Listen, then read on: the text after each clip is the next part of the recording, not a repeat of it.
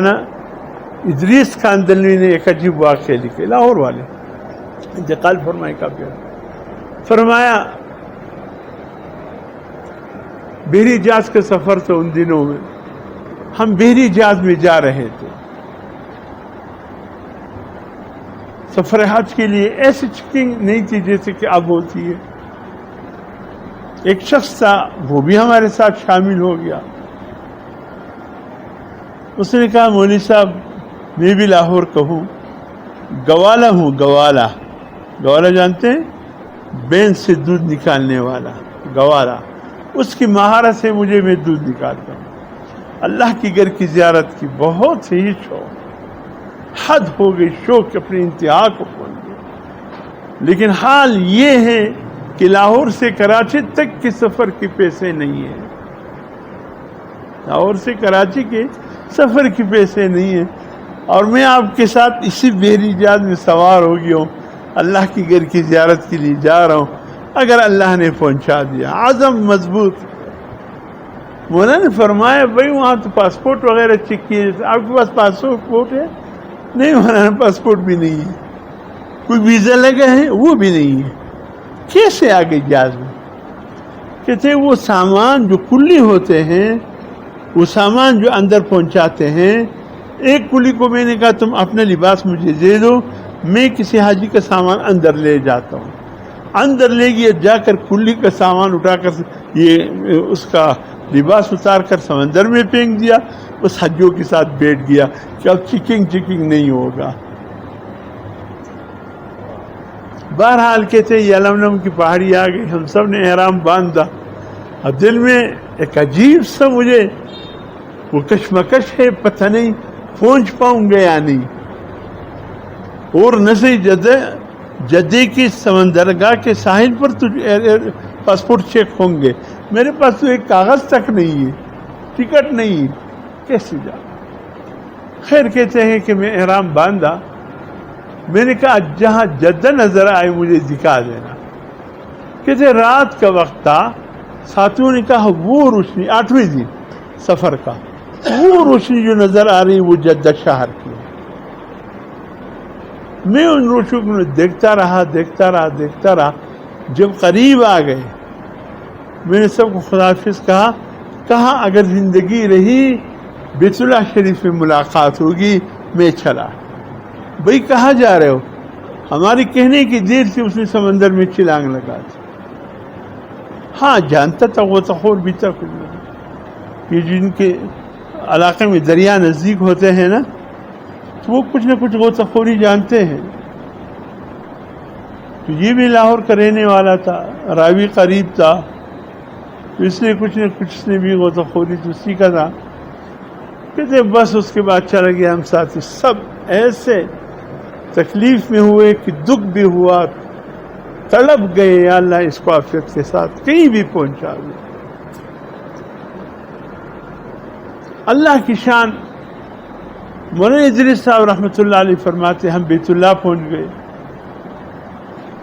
وہاں میں نے طواف کی، دروازے کے قریب بیٹھا تو دیکھا کہ کوئی شخص آ رہے ہیں عربی لباس میں، عربی جبہ پہنے، رومال عربی پہنے، 5-6 خادم ساتھ تھے۔ میں نے کہا یقیناً یہ کوئی بہت بڑا عرب کا کوئی ہے، کوئی نواب ہے، ملک ہے، کوئی رئیس ہے۔ میں بھی دیکھتا رہا، ساتھی بھی دیکھتے رہے، قریب آ کر وہ مجھ سے بغل گیر ہوا، مولانا کیا حال ہے؟ میں کون ہوں؟ وہی گوالا ہوں۔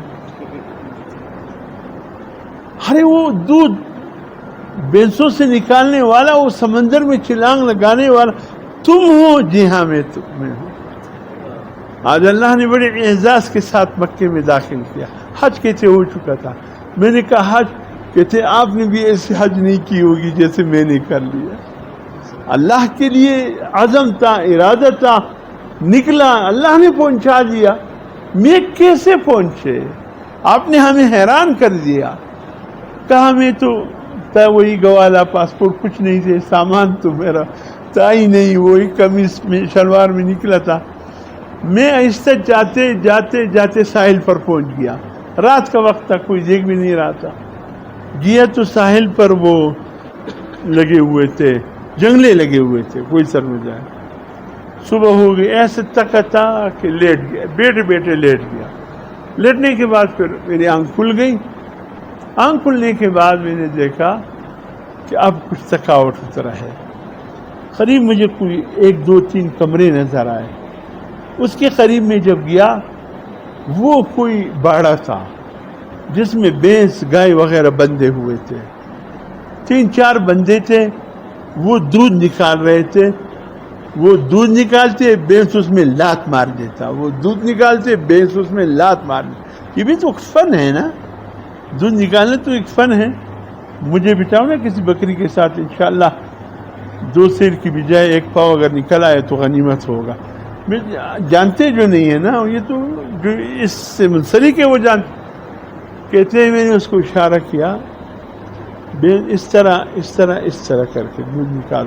عربی تھے وہ، کوئی یمن کے تھے. پھر مجھ سے کہا کہ تم جانتے ہو؟ میں نے کہا جانتا ہوں. انہوں نے دروازہ کھولا، گیٹ کا اندر لے گئے. میں نے تمام بھینسوں اور گائے سے اچھی طریقے سے دودھ نکالا. تمام بالٹیاں بھر گئے.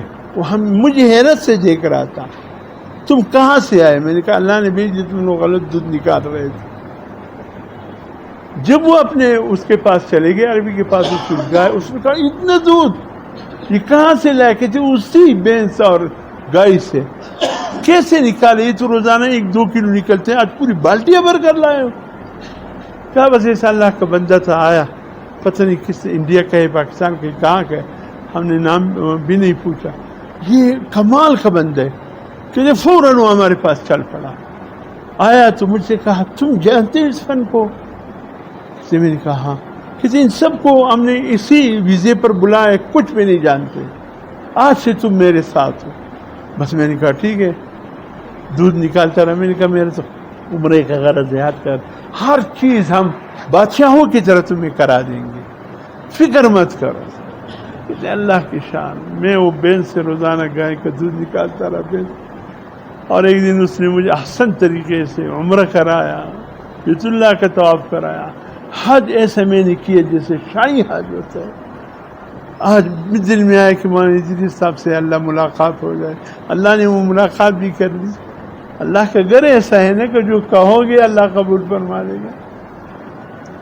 مولانا ادریس کہتے ہیں کہ دل تڑپ گیا کہ یا اللہ واقعی بس تو دل کی تڑپ کو دیکھتا ہے، پیسوں کو نہیں دیکھتا.